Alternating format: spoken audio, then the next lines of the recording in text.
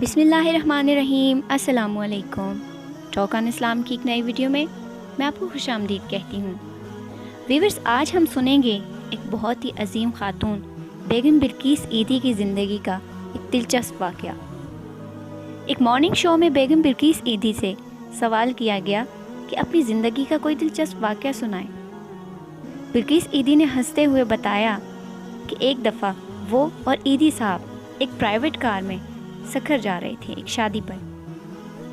रात का वक्त था। किसी गांव से गुजरते हुए एक मकाम पर कुछ डाकू रास्ते में आ गए और हमारी गाड़ी रोड से उतार कर कच्चे रास्ते पर ले गए। वहां पहले से कुछ गाड़ियां खड़ी थीं और डाकू लूट मार में मसरूफ थे। थोड़ी देर में एक डाकू हमारी तरफ आया। ड्राइवर और ईदी साहब को बाहर निकलने का कहा।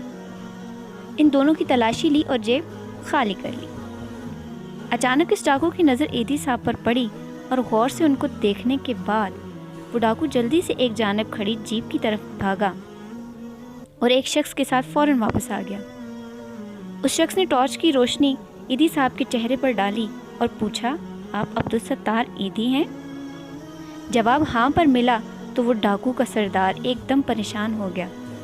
फौरी हुक्म हुआ कि तमाम गाड़ियाँ जिनसे लूट मार की गई है उनको माल वापस किया जाए और बाकायदा तौर पर वो शख्स ईदी साहब के हाथ चूमकर माफ़ी मांगने लगा।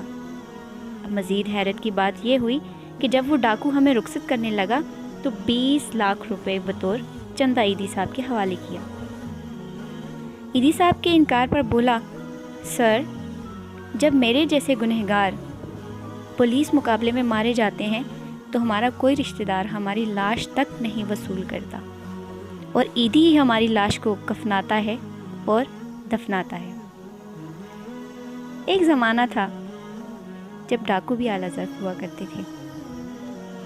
नाज़रीन, ये था बेगम बिल्किस ईदी की ज़िंदगी का एक बहुत ही दिलचस्प वाक़या। मज़ीद अच्छे वाक़यात सुनने के लिए, मज़ीद अच्छी वीडियोज़ देखने के लिए हमारे चैनल को सब्सक्राइब करना मत भूलिएगा और अपने फ्रेंड्स के साथ हमारी वीडियोज़ को ज़रूर शेयर करें। शुक्रिया। अल्लाह हाफ़िज़।